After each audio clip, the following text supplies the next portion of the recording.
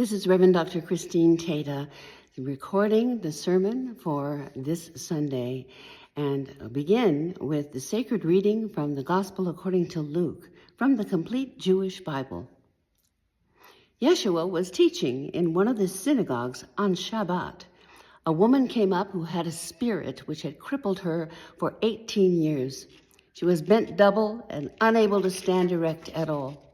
On seeing her, Yeshua called to her and said, "Lady, you have been set free from your weakness." He put his hands on her, and at once she stood upright and began to glorify God.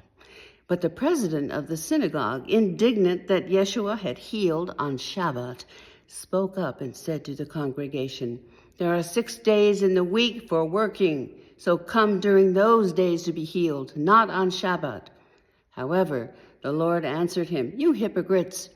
Each one of you on Shabbat, don't you unloose your ox or your donkey from the stall and allow them to drink? This woman is a daughter of Abraham, and the adversary kept her tied up for 18 years. Shouldn't she be freed from this bondage on Shabbat?" By these words, Yeshua put to shame the people who opposed him, but the rest of the crowd were happy about all the wonderful things that were taking place through him. Here ends the reading of the word to our wisdom and understanding. I have called this sermon, this message, Courage to Heal. But I'll tell you, I had a lot of trouble getting started, so I had to go back to basics to write this message. I had to start with 3x5 index cards. That's right, I did. That's how I always used to start. And in fact, I used to preach with 3x5 index cards in my hand. It's because this apparently simple miracle healing story opened up for me nuances, resonances, quandaries, actually, about how we look at ourselves and our sense of wholeness, how we think about the health of our relationships, how we might think about the health of our communities, our nations, our world. Too much to contend with in a short time. So I thought, I'll stick with the healing of persons, but really I hope the faith communities will question and ponder those other ideas about healing for the next week. I hope you will for the next week. In the story, notice how in the Complete Jewish Bible, Yeshua, teaching on Shabbat, notice how he calls the illness the adversary.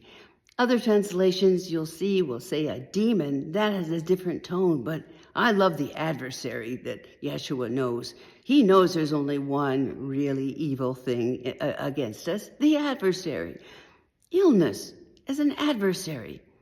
If you're a peace-loving person, it's not a helpful metaphor, but it's useful for some who are fighting right now against some kind of illness or other disease.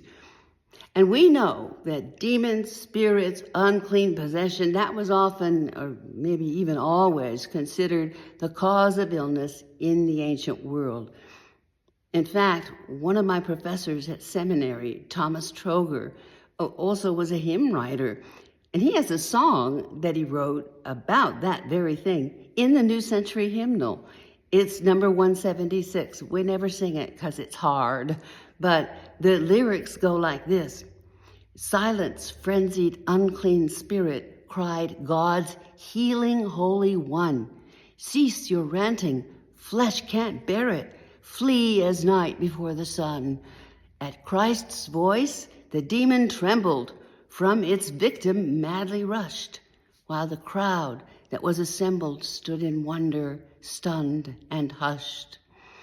Anyway, we have advanced, of course, from seeing illness as demons, at least in the Western world.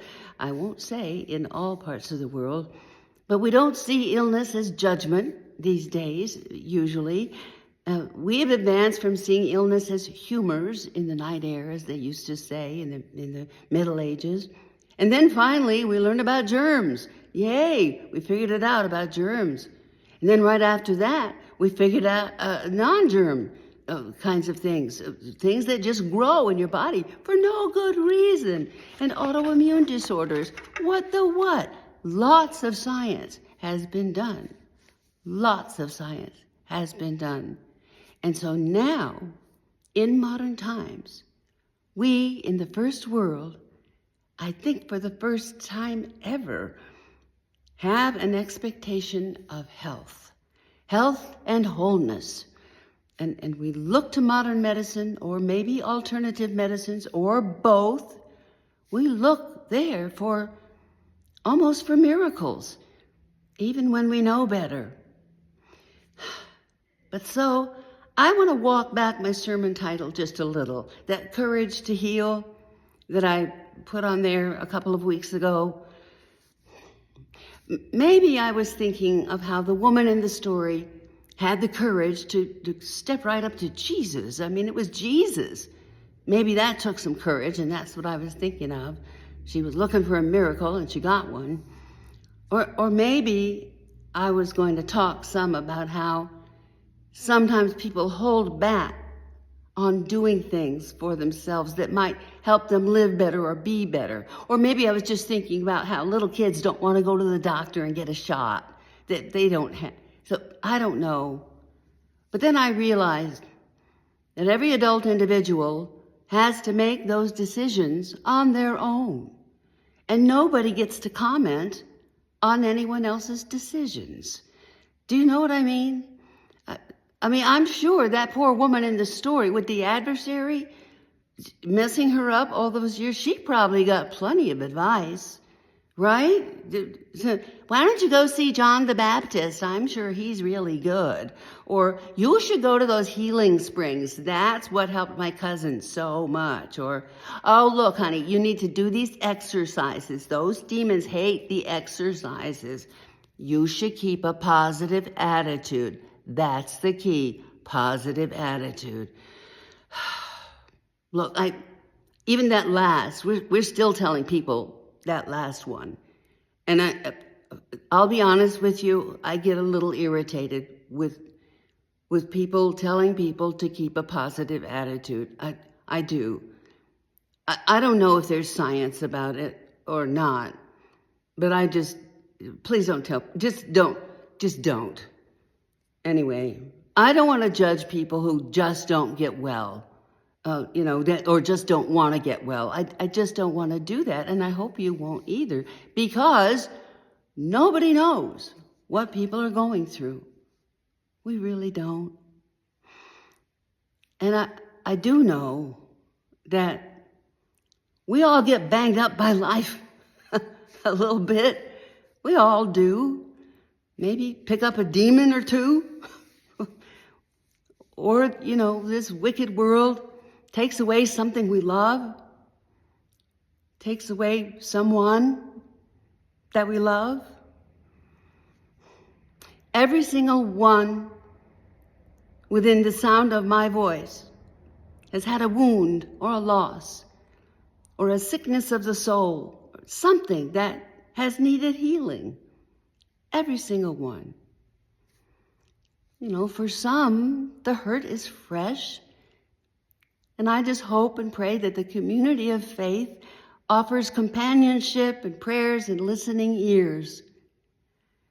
And then for others, the wounds are not fresh, but what they've got instead is a resume of losses survived and traumas overcome, chronic illness managed, a proud history of a life lived well in spite of those challenges, and I hope it makes them even more compassionate than they would otherwise have been. So for all of us today, I guess the question I would ask is, are we past the age of the straight up miracles? Because I want to know if I could just get one more straight up miracle, please. I've got a reason. And I would say to you, please talk about it amongst yourselves, share stories. But if you believe miracles still exist, you're not allowed to use yourself as the example of a miracle. That's cheating. You have to know about miracles some other way. My opinion, healing miracles do exist in a way. The miracle exists that we care for each other, that we do care for each other, and that we keep going. We keep going. And that some kind of way we choose life. I know life isn't fair. It's just fairer than death. That's all. So the miracle is that we help each other choose life and keep that adversary out of our business. Let the people say, Amen.